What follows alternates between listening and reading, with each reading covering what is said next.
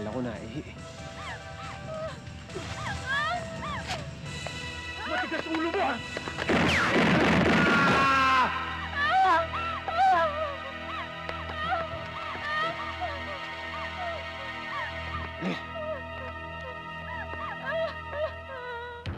Sinuyod na namin ang buong Chinatown, Elmer eh.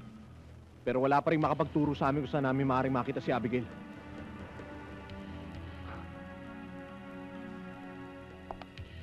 Ang sabihin nyo, talagang wala kayong silbi. Lahat ang ipagawa ko sa inyo, lagi kayong palpak. Inalis na nga kayo ni Papa kay Jack Llamas dahil doon sa nangyari sa restaurant. Tapos pati yung problema ko kay Abigail, hindi nyo ako matulungan. Huwag kang mag-alala, Elmer. Hindi kami titigil hanggat di namin nadadala sa'yo si Abigail. Huwag kayong mangako, gawin nyo. Sa isang linggo nakatakda ang kasal namin. Kapag hindi natuloy ang kasal namin ni Abigail dahil sa nyo, ako ang papatay sa inyo. Elmer, patay na ang ninong Benito mo.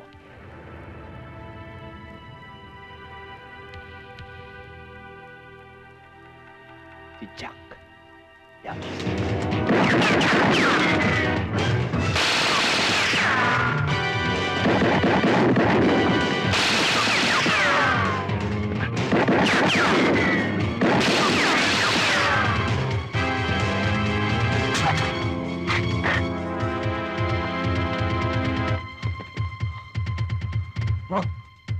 Mukhang matigas ang kalaban natin, ha?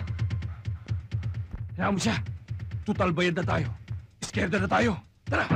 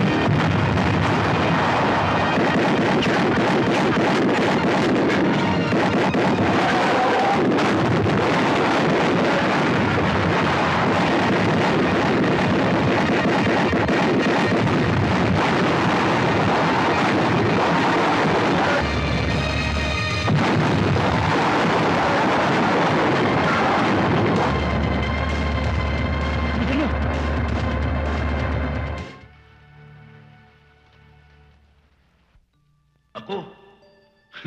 Matatakot? Malinis ang konsensya ko, Padre. Kung pareho tayong masamang damo, Bermuda ka lang, talahib ako.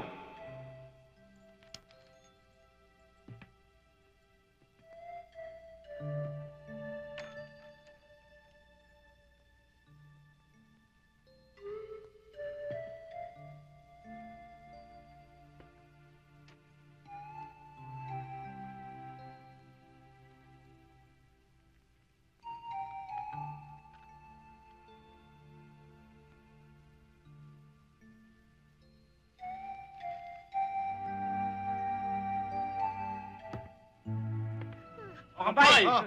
Kampay, nas tayo. Pare, ito pa hala ko. Alam nyo, dito sa lugar ko, safe tayong lahat. Pinsan, mukhang tahimik ka. Dinadaga ka na yata eh. Hindi naman pinsan. Iniisip ko lang eh. Mabigat yung binanata natin. Relax ka lang. Ang linis ng pagkakabanat natin eh. Anong ikakakaba mo? Inom ka na tayo. Oh, ano? Nakukonsensya ka ba? Eh wala namang konsensya yung mga kalaban natin eh. Pare, huwag mo intindihin yun. Mga alagad kami ng batas. Walang kikilos na masama. Sibat!